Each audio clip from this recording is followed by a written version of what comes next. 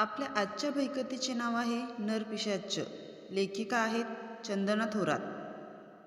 नरपिशाच भाग 11. मांत्रिकाच्या निघून जाण्यामुळे त्या स्त्रीला खूपच एकटे एकटे वाटू लागले होते. अशा या निर्मनुष्य जंगलात जेव्हा ती एकटी होती तेव्हा तिला त्या मांत्रिकाच्या रूपात एक मोठा आधार मिळाला होता. मांत्रिकाने भाकीत केल्याप्रमाणे एके रात्री तिला भयंकर प्रसूती वेदना होऊ लागल्या. ती भयंकर वेदनेने कळवळत होती. तिच्या मदतीलाही कोणीच नव्हते. अशातच भीषण चक्रीवादळ उठले. चारी दिशेने हवेने माती उडत होती. मोठमोठी झाडे हवेने डोलत होती. छोटी झाडे उन्मळून पडली होती. या अशा प्रसंगी ती सैतानाला शक्ती मागू लागली. विजांच्या कडकडाटात प्रसूती वेदनेने होणारा जोरजोराने किंचाळण्याचा तिचा आवाज दबून जात होता. आपली प्रसूती ही सामान्य नाही हे तिने बरोबर ओळखले होते. अचानक पाऊस सुरू झाला. विजांच्या कडकडाटाबरोबरच काळ्या आकाशात विजांच्या वेड्यावाकड्या रोषणाईने आकाश चमकून उठत होते. वातावरण एकदमच खराब झाले होते. पावसाचा जोर वाढला होता. जणू निसर्गाने सुद्धा या पिशाचाच्या आगमनाची म्हणजेच नकारात्मक ऊर्जा पृथ्वीवर येण्याच्या मार्गावर असल्याची ती सूचना इतरांसाठी होती. वातावरणात थंड हवा असून सुद्धा त्या स्त्रीचे शरीर घामाने डबडबले होते. एक मोठी कळ पोटात येताच सैतानाचे स्मरण करून जोर करून तिने बाळाला जन्म दिला. अतिवेदनेमुळे व बाळाला जन्म देताना आलेल्या थकव्यामुळे ती बेशुद्ध झाली. बऱ्याच वेळाने तिला शुद्ध आली. तेव्हा बाळाच्या रडण्याचा भसाडा आवाज ऐकून तिने बाळाकडे हळूहळू डोळे उघडून पाहिले. परंतु ते बाळ पाहूनच तिच्या हृदयाचा ठोका चुकला. तिला फार आश्चर्य वाटलं, पण स्वतःला सावरत तिने त्याला जवळ घेतले. ते बाळ दिसायला मानव सदृश्य होते, परंतु त्याचे संपूर्ण शरीर अस्वलाप्रमाणे केसांनी आच्छादलेले होते. डोकं मोठं व डोक्यात कानाच्या वर बारीक शिंगे होती. डोळे बारीक पांढरे फटक व डोळ्यांची बुबुळे राईच्या दाण्या एवढी लहान होती. नाक लांब टोकदार होते. हात व पाय शरीराच्या मानाने लांबसडक होते. त्याच्या रडण्याचा आवाज भसाडा होता. जवळ घेताच ते थोडे शांत झाले, परंतु भुकेमुळे ते पुन्हा आपल्या भसाड्या आवाजात रडू लागले.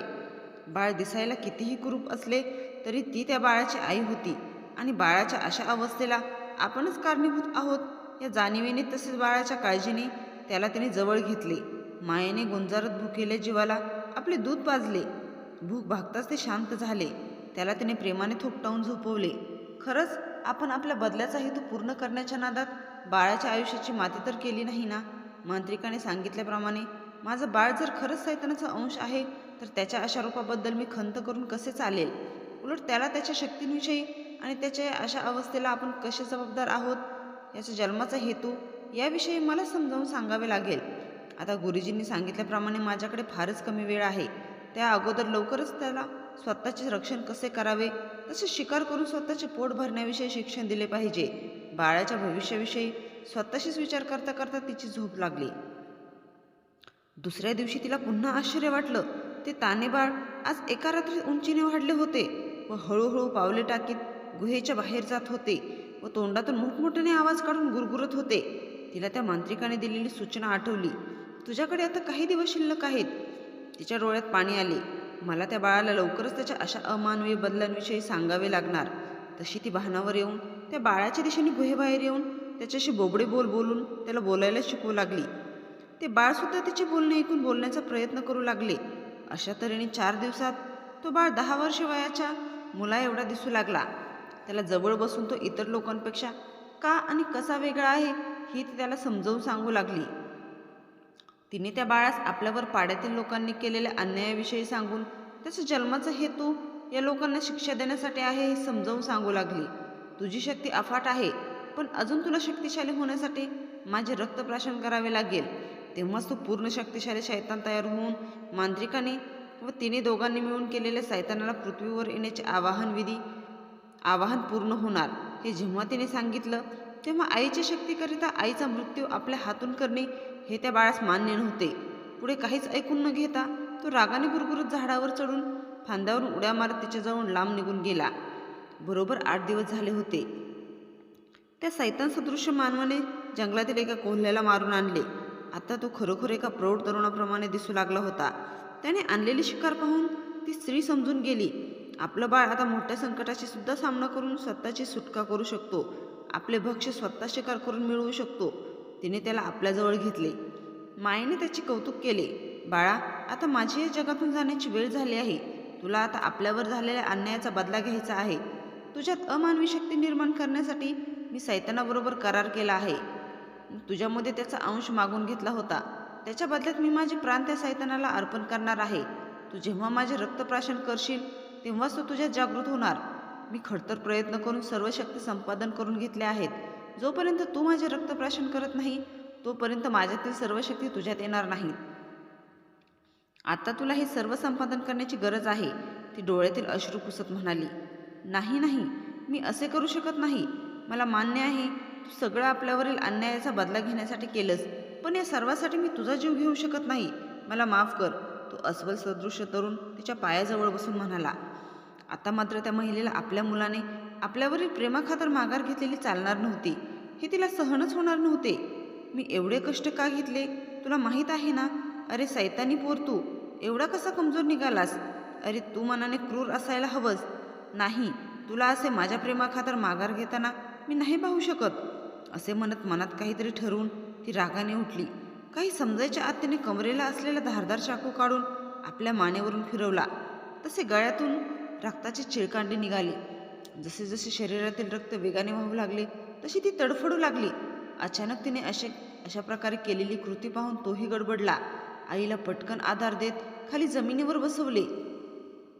ती स्त्री स्वतःच्या गळ्याच्या जखमेकडे बोट करून ते रक्तप्राशन करण्यास मुलाला खुणावत होती. त्या अस्वल सदृश्य मुलाने आईला आपल्या मांडीवर घेतले. तिची शेवटची इच्छा त्याने पूर्ण करायची ठरवले. रक्त पाहताच त्याच्या शरीरात सैतानाचा अंश असल्याने त्याला ते रक्त प्राशन करण्याची इच्छा झाली. नकळत त्याने पटकन त्या महिलेच्या गळ्यातील जखमेतून येणाऱ्या रक्ताचे प्राशन केले. तसे त्या महिलेनेही समाधानाने आपले डोळे मिटून अखेरचा श्वास घेतला. तो जसे जसे त्या महिलेच्या शरीरातील रक्तप्राशन करू लागला तसे त्याच्या शरीरात भयंकर बदल येऊ लागले. शरीरातील नसानसा ते रक्त मिसळून शिरा ताट झाल्या. सर्व शरीरभर ते रक्त पसरताच डोळ्यांच्या पांढऱ्या जागी आता रक्त उतरून लाल भडक डोळे दिसू लागले. तसेच डोळ्यातील राई एवढी बुबुळं मोठी होऊन चमकू लागली. त्याच्या तोंडातून 2 तीक्ष्ण सुळे बाहेर आले. डोक्यावरील शिंगे धारदार व मोठी झाली. हातातील बोटांची नखे लांब सडक धारदार तीक्ष्ण वाढत गेली. अंगात एक अमानवी शक्तीचा संचार झाल्यासारखा अनुभव त्याला आला. त्याने केलेली मोठी गर्जना शांत वातावरणात घुमली. आपल्या झुंजीत तो पुन्हा रक्ताचे प्राशन करू लागला. जेव्हा तिच्या शरीरातील त्याने संपूर्ण रक्तप्राशन केले तेव्हा तिचे संपूर्ण शरीर पांढरे पडले होते. सुरकुत्या पडून चेहरा विद्रूप दिसत होता. त्याने आपल्या तोंडाला लागलेले रक्त पुसले. त्याने तिचे शरीर अलगद जमिनीवर ठेवले. तो हाताच्या वाढलेल्या नख्यांनी गुहेत मधोमध जमीन उकरून लागला. अंगात शक्ती संचारल्यामुळे काही क्षणातच त्याने एक मोठा खड्डा खणला. आईचे ते निर्जीव शरीर उचलून अलगद त्या खड्ड्यात ठेवून दिले. आईबरोबर घालवलेले दिवस आठवून तो खूप दुःखी झाला. जड अंतकरणाने त्याने आईला शेवटचे पाहून घेतले आणि त्या खड्ड्यात माती टाकून तो खड्डा बुजवून टाकला. आता फक्त आईने सांगितल्याप्रमाणे त्याला पाड्यातील लोकांचा बदला घेण्याचे काम पूर्ण करायचे होते. अंधार पडू लागला होता. गुहेच्या बाहेर येऊन त्याने जोरात एक मोठी गर्जना केली. त्या आवाजाला घाबरून झाडांवरील पशुपक्ष्यांच्या किलबिलाटाने सगळ्या वातावरणात एक भयानकता भरून गेली. आता त्याने रुद्र अवतार धारण केला होता. जंगलाच्या बाहेर असणाऱ्या पाड्याच्या दिशेने एका झाडाच्या शेंड्यावरून दुसऱ्या झाडाच्या शेंड्यापर्यंत पोहोचला. एका झाडावरून दुसऱ्या झाडावर वेगाने उड्या मारतच निघाला. अंधार जसा वाढत चालला होता पाड्यातील लोक आपल्या आपल्या झोपड्यांमध्ये विश्रांती घेत होते. अचानक एका झोपडीबाहेर बांधलेल्या गायीच्या हंबरण्याचा आवाज वाढला. त्यामुळे झोपडीतून एक म्हातारी व्यक्ती बाहेर आली. गायीच्या गोठ्यात त्याचा चारा संपला का म्हणून तो पाहू लागला, परंतु गायीच्या पुढ्यात गवत होते. मग अचानक त्या अशा आवाज का करत आहेत अशी शंका येऊन तो आजूबाजूला पाहणी करू लागला, पण कोणीच नव्हते. तो विचार करत पुन्हा झोपडीच्या दिशेने आत जाऊ लागला. इतक्यात गुरगुरण्याचा आवाज आला म्हणून तो तिथेच थांबला. कोणीतरी झाडावरून उडी मारण्याचा धपकन आवाज आला. तसा तो मागे वळून पाहणार इतक्यात काही समजण्याच्या आत त्याच्या शरीराला जखडल्याचे व गळ्याजवळ कोणीतरी जोरात चावा घेत असल्याचे त्याच्या लक्षात येताच तो इसं मोठमोठ्याने ओरडू लागला. काय होते आणि हे त्याला समजलेच नाही. ती व्यक्ती तडफडू लागली व थोड्या वेळात तिची धडपड थांबली. त्या म्हाताऱ्या माणसाचा मृतदेह जमिनीवर पडला होता. त्याचा मारेकरी अंधाराच्या सावलीत गायब झाला होता. एव्हाना मरताना त्या व्यक्तीने केलेला आरडाओरडा ऐकून झोपडीतून 2 स्त्रिया बाहेर आल्या, पण जमिनीवर पडलेला तो मृतदेह पाहून त्याही घाबरून मोठमोठ्याने ओरडू व रडू लागल्या. त्यांच्या रडण्याचा आवाज ऐकून आजूबाजूच्या झोपड्यातील लोक जमा झाले. त्या मृतदेहांची पाहणी केली असता त्यांच्या शरीरातील संपूर्ण रक्त शोषून घेतल्यामुळे त्यांचे शरीर पांढरे फटक पडत दिसले होते. ज्याला त्याला प्रश्न पडला होता, हे कसं काय झालं असेल? असा कोणता प्राणी आहे जो एवढ्या कमी वेळात माणसाच्या शरीरातील संपूर्ण रक्त नाहीसे करू शकतो? कुणालाच त्याबद्दल काही माहीत नव्हते. लवकरच पाड्यातील सरदाराकडे ही बातमी गेली. सरदाराला वाटले एखाद्या जंगली जनावराने त्या व्यक्तीवर हल्ला केला असेल. जोपर्यंत त्या प्राण्याचा शोध नाही लागत तोपर्यंत कोणीही संध्याकाळनंतर झोपडीबाहेर फिरू नये असा आदेश सरदाराने पाड्यातील लोकांना दिला. पाड्यातल्या म्हाताऱ्या व्यक्तीची शिकार करून तो पिशाच्च पुन्हा वाऱ्याच्या वेगाने एका झाडाच्या शेंड्यावरून दुसऱ्या झाडाच्या शेंड्यावर उड्या मारत जंगलाच्या दिशेने आपल्या गुहेत परतला होता. ज्या ठिकाणी आईला त्याने पुरले होते तिथे बसून तो आईच्या आठवणीने रडू लागला. आई, आज मी पाड्यातील एका व्यक्तीला ठार केले आहे. आजपासून तुझ्या इच्छेनुसार पाड्यातील लोकांचा बदला घेण्यास सुरुवात केली आहे. हे पाहायला आता तू हवी होतीस. तरीही तू निश्चिंत राहा, मी माझे काम पूर्ण करेन.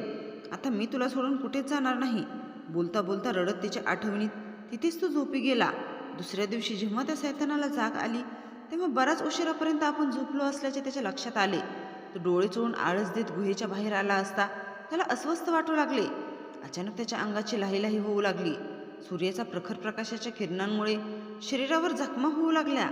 अंगाचा दाह कमी करण्यासाठी तो पटकन पुन्हा गुहेत परत आला. बाहेरच्यापेक्षा गुहेत थंडावा होता. सूर्याचा प्रकाश आपल्याला सहन होत नाही आणि हा सगळा काल जेव्हा आईचे रक्तप्राशन करताच आपल्या शरीरात झालेल्या अमानवीय बदलांचा परिणाम आहे हे समजण्यास त्याला वेळ लागला नाही. तसे तर भूक नसल्यामुळे त्याने गुहेतच थांबून संध्याकाळी अंधार झाल्यावर शिकारीसाठी बाहेर जाण्याचा निर्णय घेतला. इकडे आदिवासी पाड्यात सकाळपासून सगळ्यांच्या बोलण्यात रात्री घडलेल्या हत्येचाच विषय होता. झाडांच्या पारावर बसून दोन वयस्क व्यक्ती आपापसात बोलत होते. अरे, बिचाऱ्याला फार वाईट मरण आले. खूप चांगला माणूस होता, एक व्यक्ती म्हणाला. अरे, मागे त्याच्या सुनेलाच व्यभिचारी म्हणून पाड्यातून हाकलून दिले होते ना, पण त्या सुनेची याला खूप काळजी वाटायची. त्याच्या बोलण्यात नेहमी तिची आठवण काढायचा तो, दुसरा म्हातारा म्हणाला. खरोखरच आपल्याला आता सावध राहावे लागेल. फारच खतरनाक हत्या झाली रे त्याची, अजून एक व्यक्ती कळवळत म्हणाली. जिथे तिथे नदीवर शिकारीला जाताना ज्याच्या त्याच्या तोंडी या हत्येचाच विषय होता. जो तो कामानिमित्त झोपडी बाहेर पडताना स्वरक्षणाकरिता जास्त जागरूक झाला होता. जंगलातील हिंस्र प्राण्याची शिकार करण्याची सवय तर सर्व नागरिकांना होतीच, पण हल्ला करून शरीरातील रक्त पूर्णपणे पिऊन शरीराचा चोथा करून टाकणारे हिंस्र जनावर त्यांच्यासाठी नवीनच होते. त्यामुळे सगळे रात्रीच्या वेळी पाड्यावर जरा घाबरूनच वावरत होते. दिवसभरात सगळे नागरिक आपल्या कामांमध्ये व्यस्त असायचे